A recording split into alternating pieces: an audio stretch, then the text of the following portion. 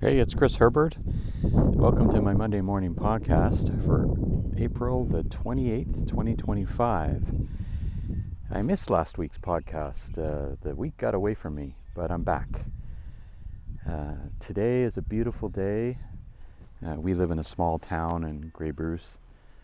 And when I talk small town, I'm talking a real small town, maybe 300 or 400 people, a handful of houses. And there's a agricultural market that's, I can see it from where I am right here. So at any given time, there might be more cows in our town than people, because there's a market there. And then we have a great farmers market every Tuesday here, which attracts up to 10,000 people. So a little vibrant economy happening here. And just a great space to be. I'm actually outside in my yard enjoying the sunshine. It was a very, very, very snowy winter. And it's great to see green grass growing and lots of birds flying around and hearing them. And we did some yard work, getting the yard ready for the summer. But there's a bit of a pivot in my life, which to some degree I'm stating publicly in order to remain accountable to some degree. But it's also an area of importance for me, which is which is looking at your land differently as opposed to just, green grass and trees, but it's also looking at it more in terms of a holistic management of the land. We've got about an acre of land here, so there's quite a bit of grass. There's a small tree stand with lots of coniferous trees and such, and there's a lot of activity under the ground taking place, to make the soil healthy and all that sort of wonderful stuff. But I've never really looked at this piece of land as an ecosystem designed to serve animals and insects and that. So I'm really taking a bit of a different take on it. I've hated gardening all my life. I've always seen it as a onerous task, but I think when I look at it through this lens of really understanding, sustainability of the land, and building an ecosystem, so we're supporting an ecosystem so that insects and animals and trees and plants all support each other and coexist. So an example might be, picking specific types of flowers in an area of our yard, which would be perfect for pollinators, for butterflies, for bees, that sort of thing. So that's just one example. We've got a lot of work to do, but I'm kind of excited about this. I think it's going to be fun, and it also sort of supports my personal life goals geared around really being able to understand and implement the UN's Sustainable Development Goals, which there are 17 of them. And this is an area that I think is extremely important for all of us to be aware of and to somehow be involved in the implementation, amplification of Sustainable Development Goals. And the reason why I say that now is, there are factions and groups and policies that are going against the concept of sustainable development goals, whether it's equality, whether it's no poverty, whether it's love the land, whether it's climate, whether it's quality education. These are, by the way, some of the goals. And they're sort of taking a back seat, to things like, in the U.S., there's obviously a movement by the current regime to eliminate diversity and inclusion from any rhetoric, from any policies, from any communications, and I really don't give a shit what your political stripe is. There is imbalance everywhere, whether it be in the US, Canada, China, just to pick 3 countries. There is imbalance, whether it has to do with poverty, whether it has to be fairness, whether it has to be with wealth. And this is what we all need to rally behind in terms of making the world a better place for everyone. Right now, it's a better place for, I would say, a small percentage of the population, of which I'm one of those people. And I've had the benefit of, really getting to understand firsthand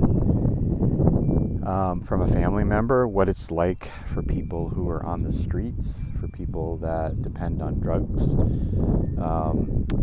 because she is working in that area. And until you hear those stories, let alone experience them yourselves,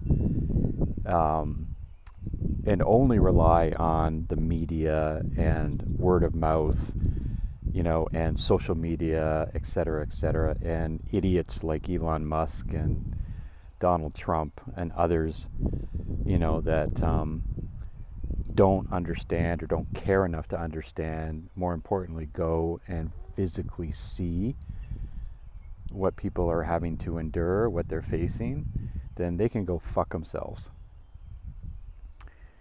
So the mission of every human being, in my view, should be to help us move forwards to making sure that the UN Sustainable Development Goals are realized.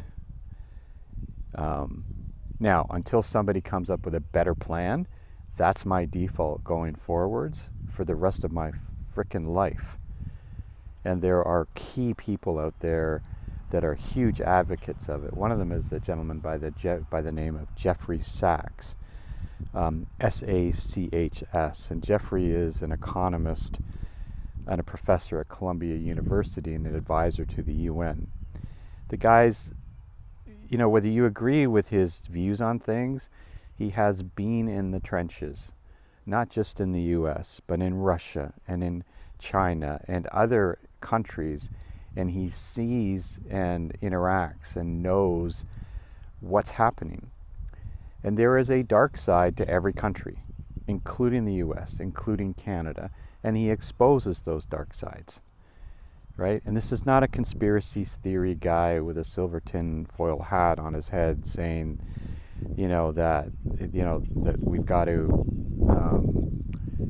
batten down the hatches and look for aliens and, conspiracy theories in terms of what the CIA says they're going to do versus what they really do. Just check them out, Okay, so that's enough of some heavy stuff. I've got a Canadian Nationals coming up. It's a squash tournament happening in the first week of May. And I'm going to be playing in that tournament with a buddy of mine who I started playing squash with over 50, gosh, is it 50 years ago? Maybe 40 years ago. And he's a very, very important friend of mine. He and his wife are currently addressing a healthcare issue, and they're coming out on top, which is great. But I guess what I want to say for this podcast is, friendships are really important, and I think we spend too much time, taking friends for granted and knowing that they're there when we need them, as opposed to actively reaching out to them and wanting to do something with them, checking in on them, visiting them. These are things that I think are critical in today's day and age, is to reacquaint yourself with friends. Even if they're friends when you're younger, if you had, memorable moments with them, then reacquaint with them. Now, with David, I've reacquainted with him 3 times over the past 3 decades. And it was a bit of a bump-in thing. He was playing in the tournament.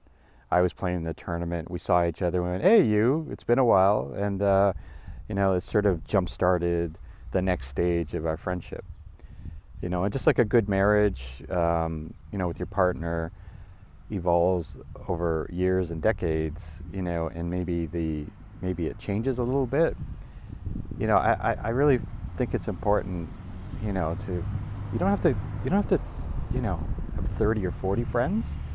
But if there's 5 or 6 friends, that you have had really good experiences and quality relationships with in the past, and you're able to find them and reacquaint yourself with them, or just say hi to them, these are things that, I think we neglect doing. You know what I mean? So what else can I talk about today? I don't think I've got much more. Big election day today for Canada. My political stripe is independent. I'm surprised. Am I surprised? No, I'm not surprised. I believe being independent is important because I think people get biased if they're sort of set on a party. So I have voted Liberal, I voted Conservative, I voted Green, and I voted NDP during my adult life for different reasons. And I think that's an important thing, that people who vote, even though you could be a member of a party, right? But why is the default vote for some people, a party, regardless of who the leader is, regardless of past, regardless of the potential that each leader represents in the future, regardless of how that leader or your local representative gel with your values, and whether you think they're competent, right? It just blows my mind that somebody would vote for somebody because they're loyal to their party and they're incompetent. They haven't done a good job. They didn't do a good job. They still don't do a good job. This blind faith, and the other thing that happens is, because you're set on a specific party, there will always be adversity with other parties. I don't understand it. So that's why I'm independent. And I will always be independent. I will always believe that there are positive things that one party can do over another, that one leader can do over another, and one local representative can do over another. And that's how I factor in my voting decisions. In fact, I would argue that many, many, many voters do this. They just don't think it's your business to know. I know a young guy, father of 2 kids, entrepreneur. He researches the shit out of stuff before he decides to vote. And he's not voting based on party.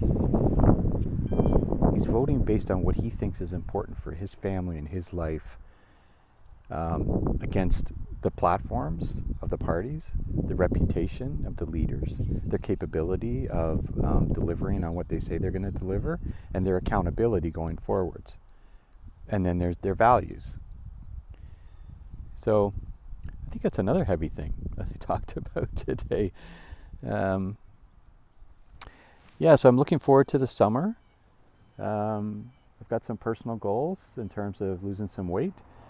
Out of interest sake, I'm trying hypnosis, and to see how that can help me achieve some of my goals. And I've created what I call a life canvas, which is basically a canvas map for my own life goals. And this kind of starts sounding like I don't know. I've always had problems with people that call themselves life coaches, and I'm not one, and I never want to be one. I'm just doing this for myself.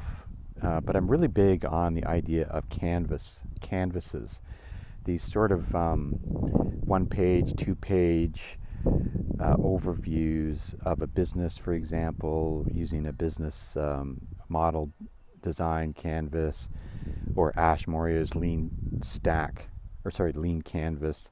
So I thought to myself, you know what? It'd be kind of cool if I had one for myself. So I developed one, and it has 9 core building blocks, and it ties into quarterly objectives for my own personal aspirations, so that are mapped back to that life map. So that's been kind of cool. Anyways, I think that's good enough. Oh, the last thing I'll mention is there's a really amazing farming family. Oh gosh, I'm not going to remember what state it is, but it's in the U.S. It's a young couple. I think they're fourth or fifth generation farmers. And Laura, um, I've forgotten her hubby's name, but Laura has a YouTube channel called Laura's Farms. And if you ever want to understand what farm life is like, that's a great channel to watch. Um, it's a really interesting view on what young farmers are doing today, because honestly we need to have a heck of a lot more young farmers taking over farmers here in Ontario, taking over farms in Canada, taking over farms in the US, so that they remain locally owned. And she is just an amazing example of somebody that's, loves farming, looks at it from a business perspective, and shares her story. There's this one video which I watched last week. There was a fire that broke out on a farm about 18 miles from her farm, her and her husband's farm. And, it's a 30-minute video, and it's showing them how they drove their tractor to the farmer's field and helped the fire department extinguish the fire. Now, of course, they were worried about the fire, spreading to their farm. But I don't think that was the fundamental reason why they wanted to put the fire out, because they help each other. Farmers always help each other, from what I've experienced firsthand. So it wasn't just her; it was her and her husband. It was another farmer, and they were disking the soil, putting the fire out. There was instance where the fire truck, because the fire truck had to go into the field to extinguish the flames, got stuck. So they pulled the fire truck out with the tractor. And back in her state, rain. I think they get less rain than here in Grey Bruce. So they have these massive sprinkler systems that sort of run on wheels. And the big issue was that the fire, when it was spreading, the wheels were catching on fire. And there was risk that the fire would spread to the central control unit, which had a tank of gas beside it, and it could explode. So I saw in both of their eyes and heard in their voices that all they really wanted to do was to make sure that farmer was going to be okay. I really was amazed and touched by that video. But there are other farmers that are on YouTube, that are spending time educating us on what it's like to be a farmer. So I encourage you to check them out. I'll put a link to Laura's YouTube channel in the description. But I think it's really important that all of us really know more about what farmers do and the contributions they make beyond what we all know. Yeah, they make food and they feed the world. They do a hell of a lot more than that. I'll have a link in the description to a farm walk I did at Blake Vince's farm on regenerative agriculture too. So yeah, so have a good week, and we'll talk to you next week. Thanks a lot for listening.